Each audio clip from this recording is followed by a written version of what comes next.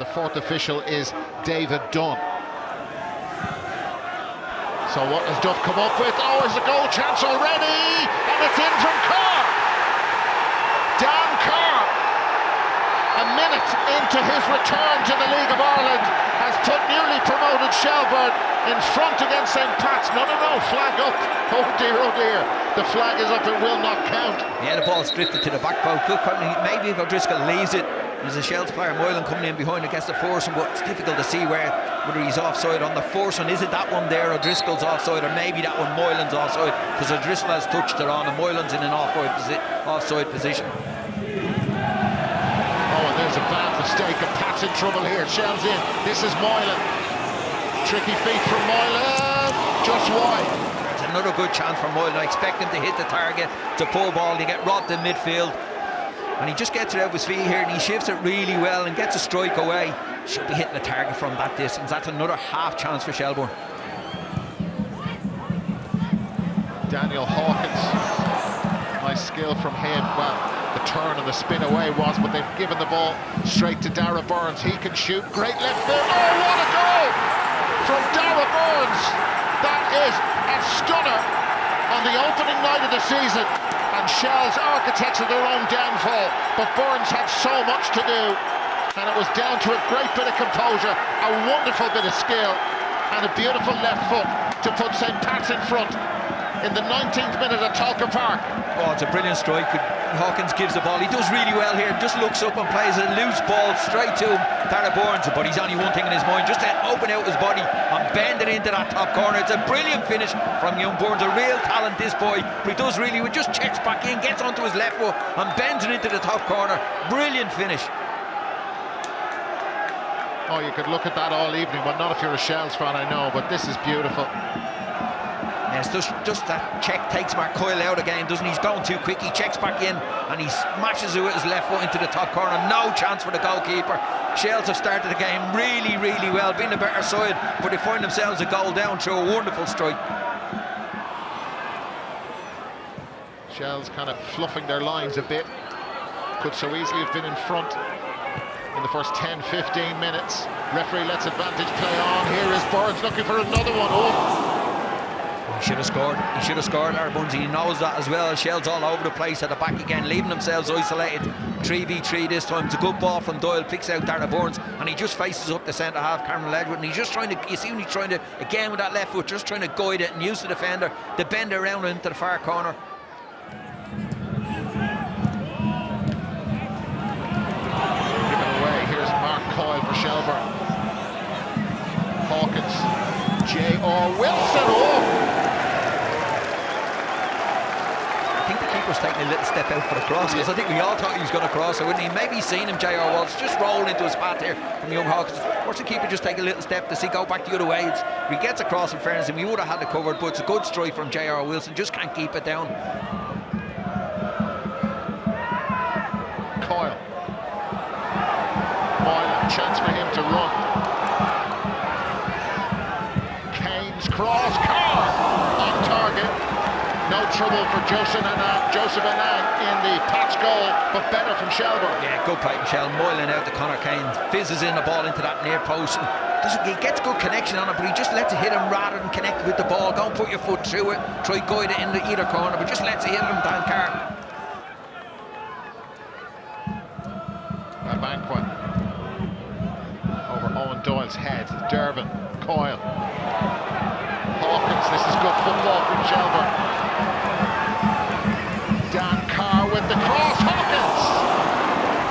Another comfortable save from Joseph Annan. Yeah, can't keep missing these chances. Brilliant play again. It's great play in the middle of the pitch from Dervin. Great ball out wide then from young Hawkins. Dan Carr just opposite leg, and I thought, go and take it on, but he doesn't. He whips in a brilliant ball again. Hawkins arriving after his pass, does well to continue it, but he's got to put his foot through that again and just let it hit. A bit like the Dan Carr one. Don't let it hit you, go and hit it hard. Strike it at the goalkeeper. Comfortable save as well for the goalkeeper that time.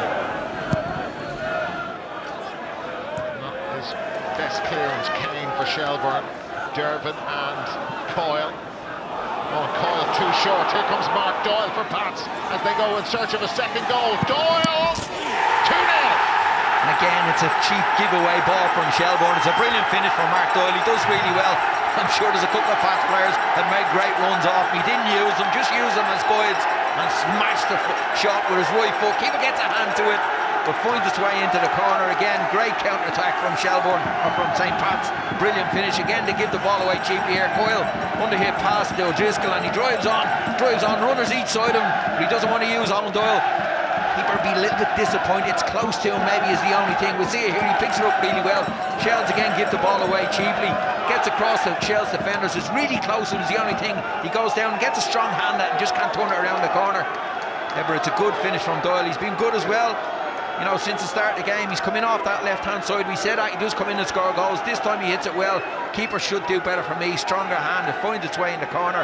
Long way back for Shells now.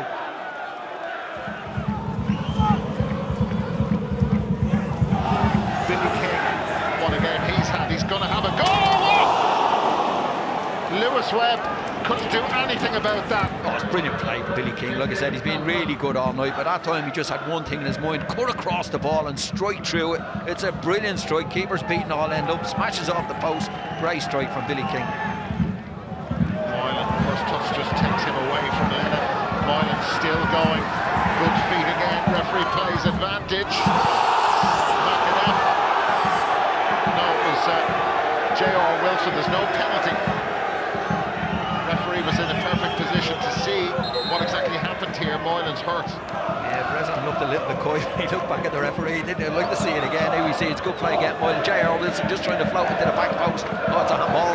His hands his way, and that was a handball. You see here, he just looking to play across. His hand out. It's him on the hand. This could be interesting. Moylan is in front of Scott. All about the first touch and the second. Oh! He could have had a hat-trick tonight, Moylan. He's been really good. The only thing missing from the young man is that finish, and he does everything right here. You know, you can say he maybe squared a brilliant ball. Marlon O'Driscoll picks him out, and he just gets his head to it, pops it down, and thinks, I'm going to have a strike at the back post, and rightly so. And he actually side foots it nearly, crossed the ball, and he's just trying to guide into that top corner. He's very unlucky, but great play from Shells again. Brilliant ball, Marlon O'Driscoll. Forrester.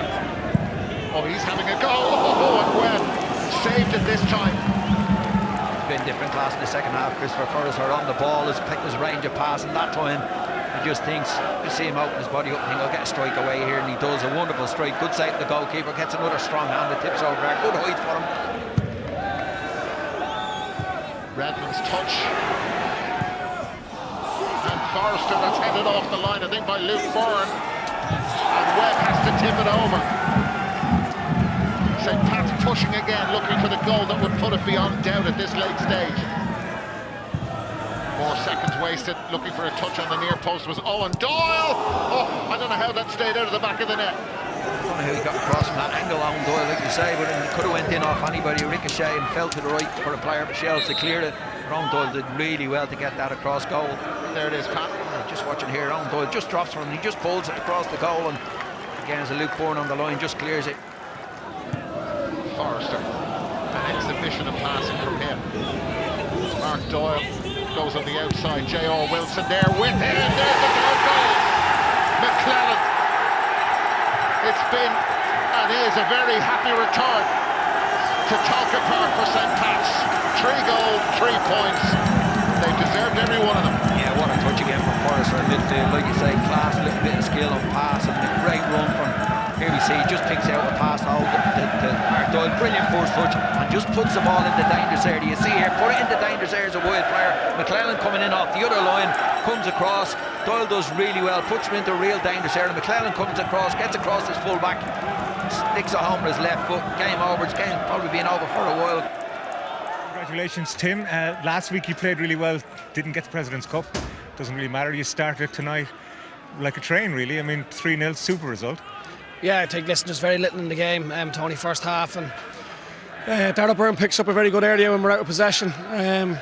Stuff that we've been working on with the wide players is to just pick up areas that can affect the game when we don't have the ball, and listen, that's the part of the game that you can't really coach, and players just have it, and Darragh cuts inside and buries one from 20 yards or 25 yards, and it gets us a foothold in the game, which we were able to build on second half. I guess, though, we spoke last week about how Mark Doyle can learn from Owen Doyle. Maybe his goal tonight showed already he's learning. Yeah, listen, he had a very similar chance last week in the game against Shamrock Rovers, where he's nicked it on the other side again. In a similar position to Dara, and he's gone in on goal last week, and he probably snatched at it. He showed a little bit more composure this week, had the extra touch, and listen, we were delighted for him to get that goal, and it gave us a little bit of a breather then. Composure is the word, isn't it? And Chris Forrester, who's the SSE Electricity Player of the Match, had that in spades again.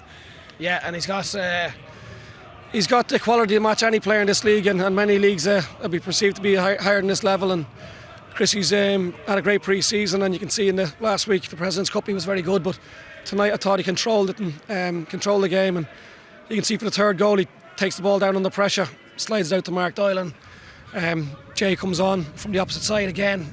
Something we're working on, where we want the wingers to fill the box when it goes to the other side, and he gets a great third goal for us. Damien, can you sum up your thoughts after your first managerial bow, as they say? I'm glad it's out of the way now, Tony, and we can move on with the rest of the season. Listen, the lads are devastating there. Pats have won the game just on transition, counter-attack football. It's what we warned them about. When they actually had the ball, we never really felt threatened. I know the back line, the team didn't, so it was, our mistakes really. With the ball, I couldn't ask any more of them. I think we created a lot of chances, a lot of opportunities, whether the goal's offside or not, and I think on a different night it's a different story. We've seen tonight that Jack Moylan certainly has all the makings. Listen, he catches the eye. He's a great boy. He's such hunger, desire, along with the rest of the squad. Him along with a lot of the guys. Listen, they were brilliant. Just disappointed we couldn't, take any opportunities or chances or, getting up the top end of the pitch. I think we thought we created an awful lot. Listen, disappointed, gutted for the boys, got to put so much into it, but we roll on next Friday. Thanks, Damien. Cheers, Tony.